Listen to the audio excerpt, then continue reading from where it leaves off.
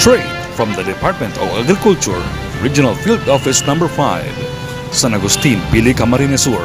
Alamin ang mga bagong impormasyon, proyekto, pulisiya, teknolohiya at mga kaganapan sa agrikultura sa Bicol. Dito lang sa Umasenso Online. Magandang araw mga ka-Umasenso! Tara na't manood at makinig ng Umasenso sa pagsasaka at pangingisda. dito lang sa Umasenso Online. Ako po si Bettina Belen. At ako naman po si Annelyn Baleza mula sa Regional Agriculture and Fisheries Information Section. Belated happy birthday po sa ating iginagalang na Pangulo ng Republika ng Pilipinas at kalihim ng Kagawaran ng Pagsasaka, His Excellency President Ferdinand Marcos Jr. Happy Fiesta Bicolandia! Viva la Virgen sa lahat ng ating mga ka-Umasenso! Maraming salamat po sa inyong patuloy na pagtutok sa Umasenso Online, ang online magazine show ng DA Bicol na katuwang ninyo sa pagunlad sa agrikultura. Kaya patuloy nating ibahagi ang mahahalagang impormasyon at kaalaman ukol sa pagpapaunlad ng sektor ng agrikultura. Gamit ang hashtag na Umasenso Online at hashtag Agribalita sa Bicol, i-like at i-share nyo po ang ating 9th episode ngayong umaga. Live din po tayong napapanood worldwide sa aming official Facebook page at YouTube channel Department of Agriculture Bicol at Facebook account Agriculture Bicol. Mapapakinggan nyo rin po ang Umasenso Online sa 87.5 FM DZCC at FMR University FM 94.3. Muli niyo po kaming samahan sa isa na namang umaasensong talakayang siksik, liglig at umaapaw sa impormasyon at kaalaman sa pagsasaka at pangingisda.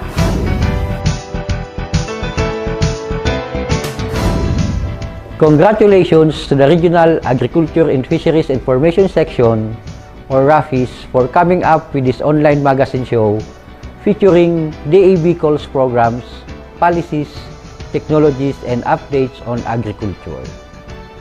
Iniimbitahan ko po kayo na manood ng Umasenso Online tuwing Lunes alas 10 ng umaga. Please also like and follow our social media page, Department of Agriculture Bicol. Lalakas at sisigla, utis mo ay gaganda. Makakatipid ka pa. Kumain ng gulay, katawan ay gaganda. Kumain ng gulay, katawan ay gaganda. Kumain ng gulay at ikaw ay sisigla. Magtanim ng gulay ng laging sagana. Magtanim ng gulay dahil buhay mo'y mahalaga.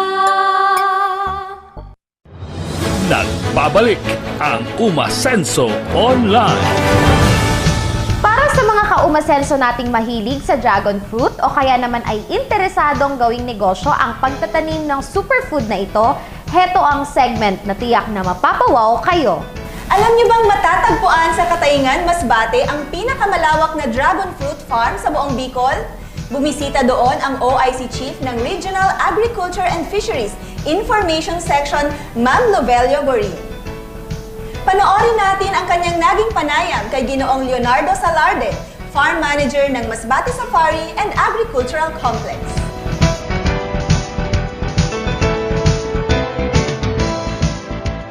Ang probinsya ng Masbate ay hindi lang kilala bilang rodeo capital of the Philippines. Samahan niyo po ako dito sa Masbate Safari and Agricultural Complex, San Rafael, Katayngan, Masbate. Binisita ng PhilGAP team ng Department of Agriculture, Regional Office sa Bicol at ng Bureau of Plant Industry ang pinakamalawak na dragon fruit farm sa Bicol na matatagpuan sa Katayngan, Masbate. Ito ay upang magsagawa ng National and Final Farm Inspection for Good Agricultural Practices or GAP certification. Aabot sa 22 na iba't ibang varieties ng dragon fruit ang makikita sa napakalawak na bulubunduking sakop ng Masbate Safari and Agricultural Complex na matatagpuan sa Katayngan, Masbate. Ang nasabing lugar ay dating coconut area na paunti-unting na-develop at tinamnan ng mga bungang kahoy tulad ng mangga at ngayon nga ay dragon fruit. Taong 2017 hanggang 2018 nang magsimulang itanim ang mga dragon fruits. Mainam ang mainit na klima ng Masbate na nakatulong sa magandang tubo ng mga dragon fruit. Tamang-tama din ang 4 na metrong distansya ng mga puno. Ayon kay Leonardo Salarde, Farm Manager ng Masbate Safari and Agricultural Complex, 12,000 na poste ng mga dragon fruits ang nasa productive stage o namumunga na. Karamihan ng produkto ay dinadala nila sa Cebu City. Ang bawat isang puno ay may average na bunga na 14 piraso bawat isang puno. Yung Masbate Safari, dinevelop namin yung 2017. Nag-start lang kami ng 500 seedlings. Tapos doon binta kami nakabaligya kami ng kuanan o dragon fruits yun sa Masbate, sa ibang bayan sa sakop ng Masbate. So, ng 2018, si Gobernador ko nag-isip ng paraan na maghanap ng magandang area na malaki para malagyan ng mataniman ng dragon fruits. So, yun, nag-develop na ito. Yung 2018, nagtanim kami ng bali 12,000 ito na puste. So, nandito, productive na. Ngayong 22, marami na kaming mga iba-iba na mga varieties. Sama sa yung Guatemala, tapos may yung Murukan namin is yun ang pinakamarami, ang Murukan. Halos mga 48,000 ito na Murukan. Tapos yung Peruvian apple cactus, yung Peruvian apple cactus, red at white ito. Maganda ito, tamis, pero yun ang kuha namin. Yun ang din-develop namin itong 2022. Naisip namin, pati kay Gobernador ko, pati yung consultant namin, si Tata Boy, nag-meeting kami ni Gob, na yung dragon fruit talaga, hindi masyado magastos sa libor. Tapos, hindi masyado nagastos sa mga insecticide, pig, yun lang ang maintenance namin, grass cutter lang, yun lang. Kaya maganda ang kuha namin. Ito lang yung dili masyado magastos talaga sa libor. Pangarap ng mag-asawang Antonio Ko at Elisa Ko, kasalukuyang gobernador at vice gobernador ng Masbate na maging isang tourism destination ang kanilang farm, kaya naman sa bungad ay maaaliw tayo sa makukulay ng mga ibon, pikak, iguana at iba pang hayop na matatagpuan sa Masbate Safari.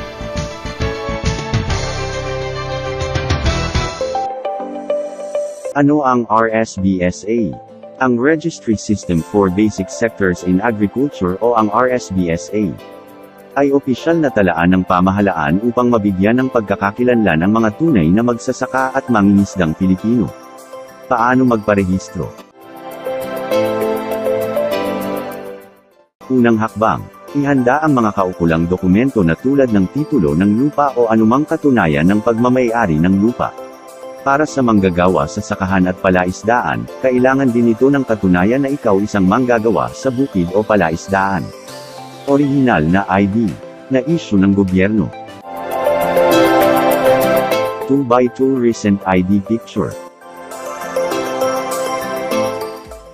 Pangalawang hakbang, pumunta sa inyong city o municipal agriculture office na nakakasakop sa inyong sakahan.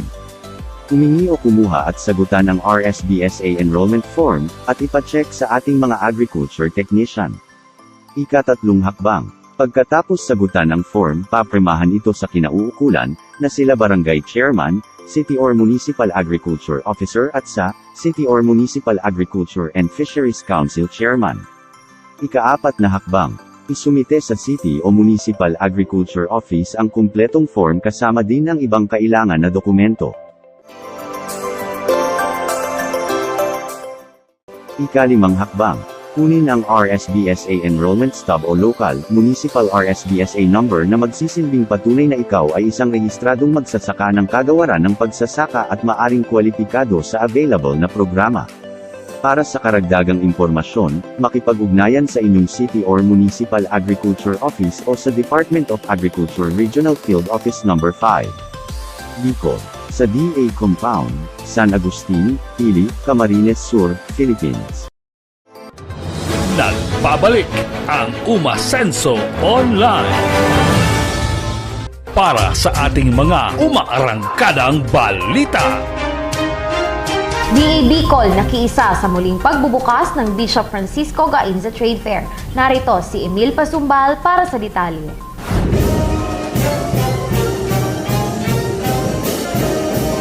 Nakiisa ang Department of Agriculture sa muling pagbubukas ng Bishop Francisco Gainza Trade Fair. Makaraan ng mahigit na 2 taon ng walang aktibidad gawa ng COVID-19 pandemic. Ang ika-12 Francisco Gainza Trade Fair ay may temang Sararoke na sa pagnegosyo, pasiring sa pag-asenso. Ang DA Bicol ay isa sa mga major sponsors na sumusuporta sa nasabing trade fair na ginaganap taon-taon. Sa mensaheng ibinigay ng Agribusiness and Marketing Assistance Division Chief na si Adelina A. Losa, ang tradisyong ito ay nagbibigay ng pagkakataon sa mga negosyante na ipakita sa mga deboto, turista at bisita na dumadayo sa Naga City ang mga ipinagmamalaki nilang produkto. Aniya, ang selebrasyon ng fiesta ng Inang Piña Francia ang tamang pagkakataon para kumita ng malaki ang mga negosyante at makakuha ng koneksyon sa merkado. Umabot sa 187 negosyante ang lumahok sa nasabing trade fair na may tindang iba't ibang produkto. Gaya na lamang ng mga native products, mga gulay at iba pa. Dumalo din sa nasabing trade fair ang mga kinatawan at opisyalis ng lokal na gobyerno at ahensya tulad ng Department of Trade and Industry, Camarines Sur Chamber of Commerce and Industry Incorporated, Archdiocese of Cáceres Caritas. Presente din sina Most Reverend Rolando J. Triaterona at Father Marcel Emmanuel Real. Nagpaabot rin ng papuri at pasasalamat sa pamamagitan ng virtual message ang Gobernador ng Camarines Sur, Luigi R. Villafuerte. Nag-uulat si Emil Pasumbal para sa Umarangkadang Balita. DA Bicol na mahagi ng mga free-range at ready-to-lay chicken bilang rehab assistance. Narito si William Lavapie para sa detalye. Namahagi ang Livestock and Poultry Program ng DA Bicol ng 12,615 na free-range chicken at 8,150 ready-to-lay white leghorn sa mga kwalipikadong kooperatiba, asosasyon sa iba't ibang probinsya ng rehiyon. Ang pamamahagi ay parte ng programang rehabilitasyon ng DA sa mga naapektuhan ng mga nagdaang kalamidad. Layunin na nasabing programa na maparami ang populasyon ng mga manok para magkaroon ng alternatibong kabuhayan ang mga magsasaka. Bukod dito, isinusulong din ng ahensya ang pag-aalaga at pagpaparami ng mga ito sa organikong paraan upang makadagdag sa masustansya at tigtas na pagkain. Isa sa nakatanggap ng 1,000 free-range chicken at 25 bags na chicken grower feeds ay ang San Agustin San Ramon Agrarian Reform Farmers Cooperative o SARFC sa Bulacan, Camarines Sur. Pagtao sa muya ka na 1,000 heads na free-range chicken. Na ini po itatao mi po sa mga sa muyang membro. Nan sa muya pong membro maabot po ni na 678 members na para uma. Ini po i-divide mi po sa inda para po matawan po sila ng panibagong pangkabuhayan. Kabilang sa naunang nakatanggap ng mga ready-to-lay white leghorn ay ang Garchitorena Agriculture Cooperative ng Camsur, San Jose Vegetable Growers Association, Missionaries of the Poor, 95th SAC, 9th Battalion ng PNP, LGU Tinambak, Rural Agricultural Agrarian Reform Co-op sa Camsur, MAF Cooperative, Rotary Club of Daet, Camarines Norte State College, LGU Paracale, Sorsogon City District Jail, at Sorsogon Suiza Provincial Federation.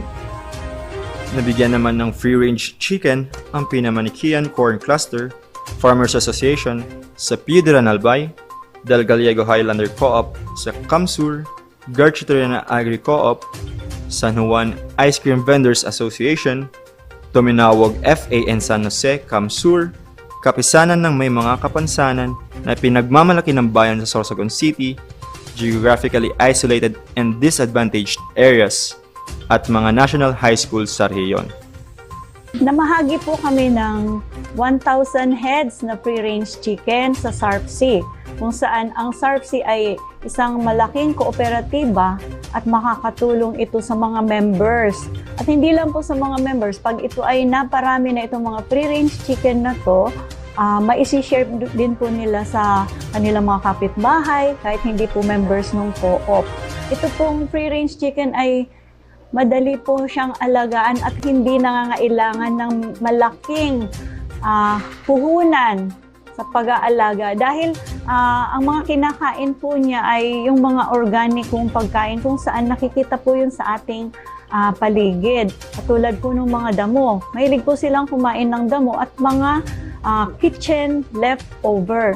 So hindi po ito mahirap alagaan. Basta ang pangangalaga lang po nito, pakainin siya at meron din po siyang tulungan para protection po para hindi siya ma-expose sa init at ulan dahil ngayon po pabago-bago ang ating panahon.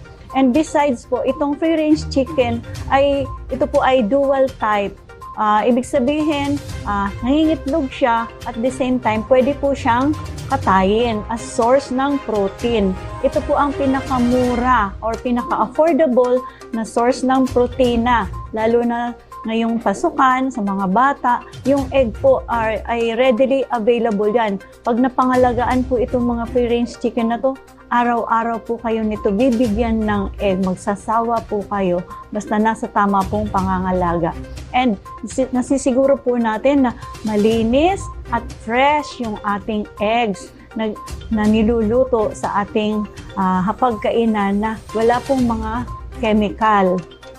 Ito po si William Labapi, nag-uulat. DA Bicol na mahagi ng 31.73 milyong halaga ng makinaryang pangsaka. May ulat si Anilyn Baleza. Alinsunod sa prioridad na modernisasyon ng kagawaran ng pagsasaka gamit ang mga makabagong makinarya at teknolohiya, na mahagi ang DA Bicol ng makinaryang pangsaka na nagkakahalaga ng aabot sa 31.73 milyong piso noong 8, 9 at 13 ng Setyembre 2022 sa bayan ng Pili, Camarines Sur. Pinangunahan ni DA Bicol Regional Executive Director Rodel Tornilla ang pamimigay ng mga makinarya na may kabuuang halaga na 24.73 milyong piso mula sa RICE program sa 4 na grupo ng mga magsasaka sa Camarines Norte at 9 na mga asosasyon at kooperatiba sa Camarines Sur. Kabilang sa mga makinaryang pangsaka na ipinamahagi ang 3 4-wheel drive tractor para sa Maulawin Small Water Irrigation System Association ng Santa Elena, Camarines Norte, Sagrada Kapwa Farmers Association ng Minalabak at Sagrada Pili Camarines Sur Farmers Association ng Pili Camarines Sur.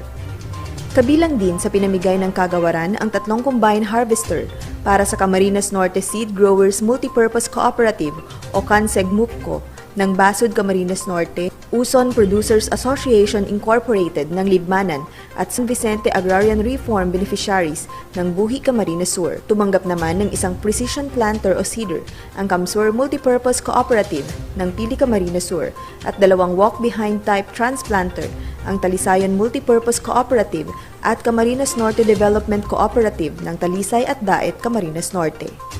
Nabigyan naman ng hauling truck ang St. Michael Farmers Organization ng Pamplona, Calabanga Organic Producers Cooperative ng Calabanga, Magarao Multipurpose Cooperative ng Magarao at Antipolo Multipurpose Cooperative ng Minalabak, Camarines Sur. Ang Department of Agriculture Region 5 ay namimigay po ng ating farm machineries and equipment, mostly focus on sa production, preparation or land preparation, and dun sa ating mga post-harvest equipment. Ito ay strategy natin para mapababa po natin yung ating cost of production. Ang ating ini-estimate ay sa bawat pagbaba ng cost of production nun po ay karagdagang kita sa bawat magsasaka ng palay dito sa Bicol. So, napapabilis din po nito ang ating production, isang strategy din po ito para maka-adjust tayo or maka-adapt tayo sa pagbabago ng panahon. So with these machineries, we're able to plan or schedule ang ating farm activities from land preparation to post-harvest. Lalo na pag dumadating yung mga panahon ng pagbabagyo, yan po nakakapag-conduct tayo ng quick harvesting gamit yung ating mga combined harvester. Aside pa ito dun sa kanyang benefit o benepisyo sa ating mga magsasaka na merong mga study na nababawasan po yung post-harvest losses. So sa bawat volume ng palay na nasisave natin using this machinery, ay karagdagan ito sa volume ng ipoproseso natin na magiging bigas at karagdagan sa makakain ng ating mga konsumidores dito sa Bicol Region at sa labas ng Bicol Region. Dagdag pa rito na mahagi rin ang corn at cassava program ng isang 4-wheel drive tractor for corn sa Piodoran Corn Cluster Association ng Piodoran Albay at isang 4-wheel drive tractor for cassava sa Isarog Corn Planters Association Incorporated ng Pili, Camarines Sur na may kabuuang halaga na aabot sa 7 milyong piso. Ang Isarog Corn Planters Association Incorporated ay aktibong katuwang din ng kagawaran sa operasyon ng isang Louisiana State University o LSU type recirculating mechanical dryer sa Barangay Cadlan, Pili, Camarines Sur na iginawad ng DA Bicol sa lokal na pamahalaan noong nakaraang taon. Labis naman ang pasasalamat ng mga magsasakang tumanggap ng mga makinaryang pangsaka mula sa kagawaran. Anila, malaking tulong ito upang mabawasan ang kanilang gasto sa labor. Malaki talaga ang gastos ng mga magsasaka. Kasi ang bayad sa pagtatanim ng palay, 450 pesos ang magkakon. Isang hektarya, nangangailangan ng maraming tao. Sa ngalan ng aking grupo, ang Talisayan Multipurpose Cooperative, natutuwa kami. Then nagkaroon kami ng katulad na ganito, ang pinagkaloob ng DA Region 5. Malaking bagay ito sa aming mga magsasaka na mahihirap, lalo na yung mga walang pagbayad sa kanilang labor. At mga katulad na ito, magkaroon sila ng maraming ani dahil nakatipid sila sa labor sa kanilang ginagawa sa nakaraang panahon. Sa kagaroon ng pagsasaka, galing sa aming mga puso, mga taga-Talisayan Multipurpose Cooperative, malugod kami nagpapasalamat sa tulong na ibinigay ninyo sa aming kooperatiba. At sa aming mga kasama, ihikayatin ko sila na suportahan kung ano man ang mga plano ng DA para mapaundad ang ating ani at masuportahan yung ating food security ng Talisay, hindi lang ng Talisay, ng buong Camarines Norte, ng buong Pilipinas. Malaki po ang labor cost ngayon sa pagsasaka. So itong makinarya, ito po ang labis na makakapagpataas ng aming kita. Kasi po mapapabilis ang aming mga gawain sa bukid. Yung imbes na magiging labor namin is madadagdag na po sa aming kita. Before po noon na wala kaming harvester, talagang napakahirap po sa lugar namin na sa panahon ng pag-aani dahil sa amin po sabay-sabayang nagtatanim at sabay-sabayang rin nag-aani. So sa ganun sitwasyon, kulang na po ang aming mga manpower, mga magagapas, kaya yun po, nahihirapan kami sa aming pag-aani. Sa ngayon po, nabigyan kami ng bagong combine harvester ng Department of Agriculture, DA Bicol. Isa pong malaking bagay ito para sa amin. Masusolusyonan na po ang problema namin sa panahon ng pag-aani. Lalo na po ngayon na ang panahon ay sabihin natin na hindi natin makita kung ano ang sitwasyon ng panahon. Malaking tulong at mababago yung aming yung sistema ng paggamit ng mga mula sa kalabaw ngayon magiging, 'di ba, makinarya na. Tapos mas mapapabilis pa yung pagtatrabaho namin sa pagsasaka.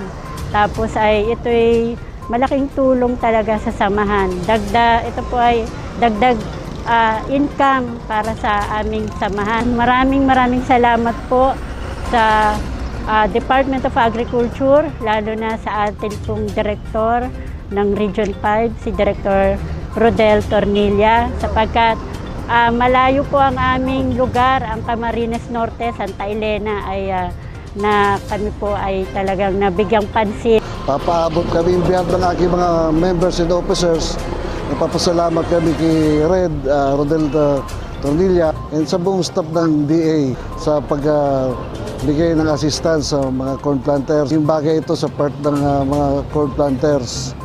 So magbe-benefit din sila dito masyado unang-una, hindi lang sa land preparation, pati sa lalong-lalo sa cost.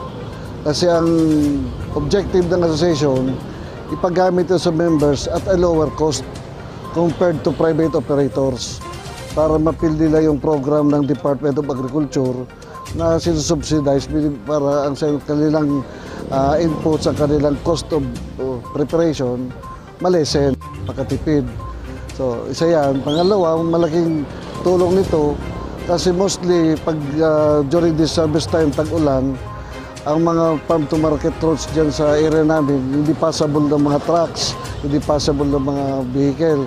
So, farm tractor lang talaga nakapag-haul ng mga harvest papunta sa mga drying facilities.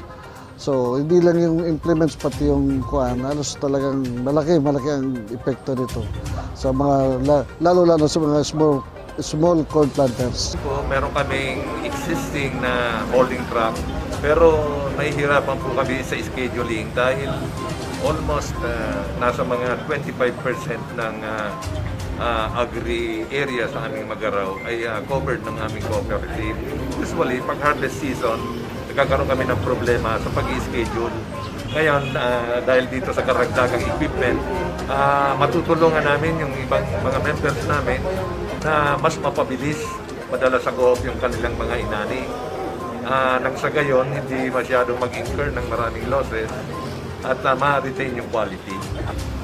Nagpapasalamat po kami sa DA kasi yung DA malaki ang naitulong sa aming cooperative. Hindi lang sa para gumanda yung aming financial capacity, kundi dahil na rin sa pag-expand ng aming mga operation at membership. Marami po kaming na-extend na services, agri-services, na nakapag-encourage na dumami ang aming members at maging active sila at patuloy na magpatuloy sa aming business. Ang Kamsur Cooperative ay meron po kaming seed spreader at isang transplanter. Sa dami po ng aming mga member farmer, particularly palay farmers, ay hindi po talaga inaabot na bibigyan namin ng magandang serbisyo sa pamamagitan ng transplanter at ng seed spreader. Kaya nakukulangan po kami ng magandang serbisyo na i-provide. So sa tulong po nitong bagong precision seeder, mas makakabigay po kami ng mas magandang serbisyo at mabibigyan po ng oras yung iba po pong mga member farmer namin sa panahon ng kanilang pagtatanim ng palay. Department of Agriculture, maraming salamat po lalo na kay Director Tordilla sa patuloy pong pagbigay ng suporta sa amin, sa Kamsur Multipurpose Cooperative at sa mga farmer members namin. Wala po kayong tigil sa pagbigay ng support at laking pasasalamat po. Wala po kaming ibang masabi kundi salamat po at rest assured na gagawin po namin ang lahat bilang isang kooperatiba na matulungan at mabigyan ng pag-asa para lumakas ang ani at lumakas ang kita ng ating mga magsasaka. Maraming salamat po. Samantala, binigyang diin naman ni Engineer Luisito Baltazar, hepe ng DA Bicol Regional Agricultural Engineering Division Program and Management Section, ang mga gabay sa sustainableng paggamit ng makinarya sa sakahan, partikular na ang mga haligi ng sustainableng pagmamakinarya. Kabilang narito ang kalikasan o environment ng makinarya, pagkapantay-pantay o equity ng benepisyo, at ekonomiya o economics ng operasyon. Dapat po ay pantay-pantay ang benepisyo na matamasa ng ating mga miyembro. Ganun din po ng mga katabi natin ng mga magsasaka tungkol dito sa ating makinarya na galing sa gobyerno. Pagdating sa mga miyembro, pwede kung may konti silang discount. Ngayon, kung hindi naman po gagamitin ng ating mga miyembro, pwede po yan iparenta natin doon sa ating mga katabing mga magsasaka sa mas mababang halaga. Meron na po tayong kapital. Ay ito na po yung makinarya na yan. Pwede nyo po yung iparentahan at yung magiging kita nito, syempre dapat iipunin nyo yun para doon sa operation and maintenance, sa krudo. At yung sobra, yun po yung iipunin natin para makalipas ng ilang taon, makakabili po kayo ng bago. Magpapatuloy ang pamamahagi ng kagawaran ng mga makinaryang pangsaka ngayong Setyembre at sa mga susunod na buwan ng taong 2022. Gusto kong magpasalamat sa Panginoong Diyos na nabigyan tayo ng pagkakataon na makapagsilbi sa ating mga magsasaka through the department, through the partnership with the local government units, and pasasalamat sa kanila sa LGU at lalong-lalo na dun sa ating mga Farmer Cooperatives Association, the farmers themselves na patuloy na nagtatanim at tumutulong para sa ikauunlad ng ating bansa. Asahan po ninyo ang tuloy-tuloy na tulong ng ating Department of Agriculture, kasama na ang local government units at lalong-lalo na sa inyong kooperasyon. Tiyak ang masaganang ani at mataas na kita sa makabagong makinarya sa pagsasaka. Salamat sa DA Bicol! Salamat sa DA Bicol! Ako si Annelyn Baleza, nag-uulat para sa umaarangkadang balita. 14 na milyong halaga ng Agri-Food Consolidation and Trading Center binuksan sa AFB-Ville. Narito si Jason Gonzalez para sa detalye. 14 na milyong pisong Agri-Food Consolidation and Trading Center binuksan na sa AFB-Ville. Formal nang binuksan ang Agri-Food Consolidation and Trading Center sa probinsya ng Albay noong 8 ng Setyembre ngayong taon sa Albay Farmers Bounty Village, Kabaangan, Kamalig, Albay. Ayon sa Pangulo ng Tumpa Farmers Association ng bayang na ito na si Alma Moratalla, malaking tulong sa mga magsasaka, mangingisda at pati na rin sa mga mamimili ang nasabing center. Ako po si Alma Moratalla, Presidente ng Tumpa Farmers Association. So nandito po kami ngayon para po magtinda ng aming mga produkto galing sa Tumpa. Ito po ang aming produkto sili. Kanina po yung pinangat, sold out na po, naubos agad.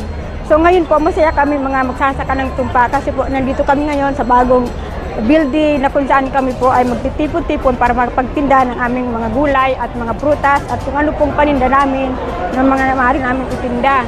So maraming salamat po dahil ito malaking tulong sa aming asosasyon na kung saan hindi na kami mahirapan magpunta pa kung saan-saan o magdala pa sa mga middleman, kundi kami po ay kami na mismo ang magtitinda ng aming sariling pananim. Ititinda po namin dito. So doble kita po para sa magsasaka. Salamat po ng marami. Ang Agri-Food Consolidation and Trading Center ay nagkakahalagang 14 na milyong piso mula sa Enhanced Kadiwa 2 ng Kagawaran ng Pagsasaka sa Bicol. The completion of this 14 million Agri-Food Consolidation and Trading Center is seen to be a big boost para sa production efforts kang sa tuyang mga farmers dito sa Albay. This trading center will enable our farmers, kamo po si mga farmers taliki, ini po magiging venue para ipabakal nindo ang sa indong mga produkto kung linsa yan, kung kamote, kung lettuce, o ano pa mang produkto, para ipabakal nindo ang sa indong mga produkto ning direkta sa mga parabakal. Meaning, hahaliun ta na itong sarong layer sa marketing channel si mga middlemen. So, ang magiging result po kayan, magkakaigwa ka muning masalangkaw na kita. Actually, ini pong trading center na niyo, when we conceptualize this, bako lang po siyang trading center. Gusto mo ping mangyari, tigdi sa trading center na niyo, itong mas assured na ang mga produkto na mahali digdi sa Albay through this Consolidation and Trading Center, magkakaigwa ng food safety seal. So, digdita po, gigi po ang pag-test ng fertilizer residue level kan sa tuyang mga produkto na mahali digdiyo. Anya, ang trading center na ito ay may isang fertilizer level testing equipment na wala sa ibang lugar o bilihan. Sa paraang ito, mas ligtas ang mga gulay na tatangkilikin ng mga mamimili. Dagdag pa ni Red Tornilla, mahihikayat ang mga magsasaka at mangingisda na dalhin ang kanilang produkto dito sa trading center kung ito ay gagawa ng polisiya at batas ng lokal na pamahalaan. Iyan po mga trading centers na yan, supported by legislation. Meaning, may ordinansa po duman sa mga lugar na to na ang trading kang agricultural commodities dapat concentrated lang yan dyan. Upang maging kapaki-pakinabang ang nasabing trading center, nagpahayag ang gobernador ng Albay na si Noel E. Rosal na mga dapat gawin ng mga makikinabang sa trading center. So this inauguration and soft opening of Agri-Food Consolidation and Trading Center is one of those programs na dapat pinag-uulayan kang satuyang mga lokal na gobyerno. Ini ang pirming reklamo kang satuyang mga paraoma, mga parasira, ang post-harvest. Sa in maduman o sa in dadarahon or paano magkaigwa kipigisabing income ang satuyang nasabing sektor. Ini ang pinaka-importanteng segment takong day tabi maski anuman na initiative kan satuyang gobyerno, kan satuyang sektor, data ma-attain itong pingapuntang ultimate goal ta na magkikotang maray na pagkabuhay as in siyempre ang pamilya ta may secure ta. We have really to do a lot of partnership. Kay puhan ta ngunyan not only put trainings or mga programa na ipapaabot ta ang satuyang sektor. Kay puhan mo yan mag-invest ang satuyang gobyerno. With the Mandanas Garcia ruling, in effect, dakulang bintahin sa satuyang mga lokal na gobyerno. Inaasahan na ang pagbubukas ng Agri-Food Consolidation and Trading Center dito sa Albay ay magiging daan at malaking tulong sa ating mga magsasaka dito sa Albay. Ako po si Jason Gonzalez para sa Umarangkadang Balita. At yan po ang ating mga umaarangkadang balita.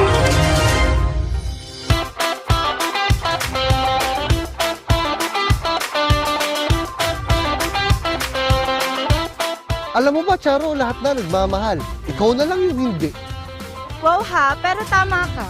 Mahal na nga lahat ng bilihin, pati abono. Oo nga, sa 2,000 piso kada sako, madadahil sa pataba ang palay ko nito.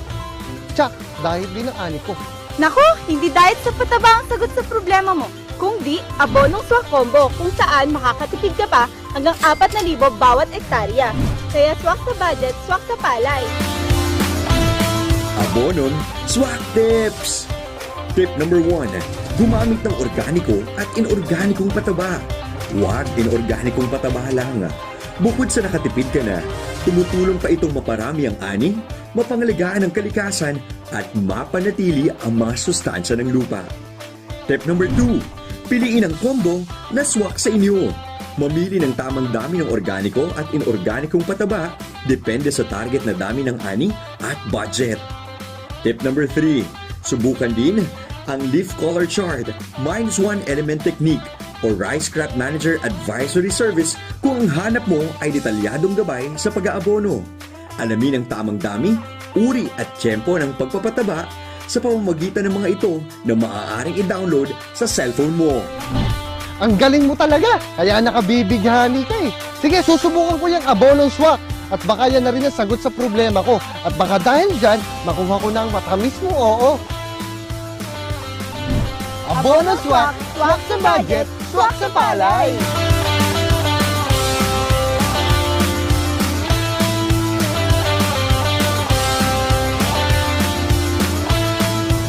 Nagbabalik ang Umasenso Online.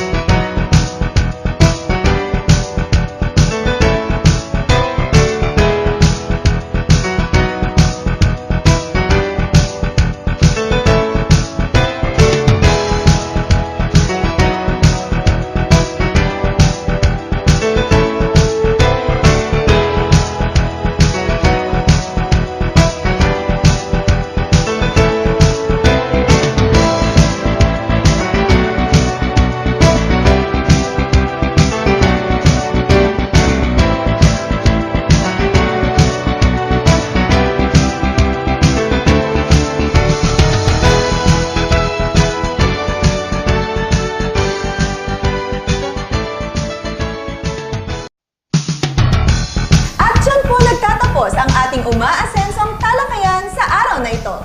Sa ngalan ni DA Bicol Regional Executive Director Rodel P. Tornilla at OIC Rapis Chief Lovelio Pigorin, muli po kaming nagpapasalamat sa aming mga masugid na mga taga-subaybay. Magkita-kita po tayong muli sa Lunes, alas 10 ng umaga. Mapapanood niyo rin po ang replay ng Umasenso Online sa Department of Agriculture Bicol Facebook page at YouTube channel at Agriculture Bicol Facebook account.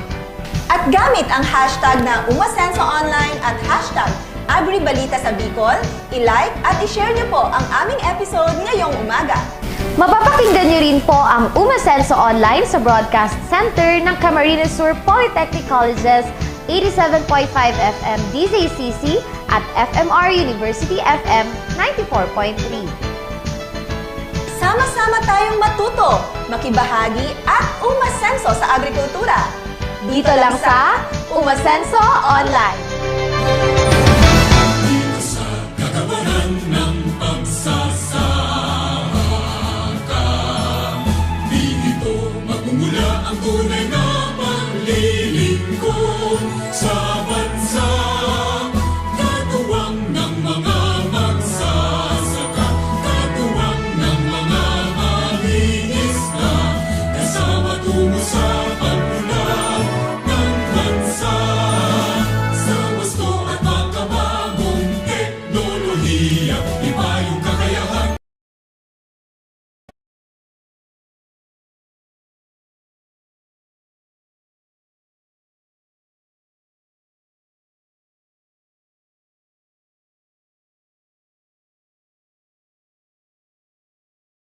Lilingkod sa bansa, katuwang ng mga magsasaka, katuwang ng mga mangingisda, kasama tungo sa pagmulat ng bansa.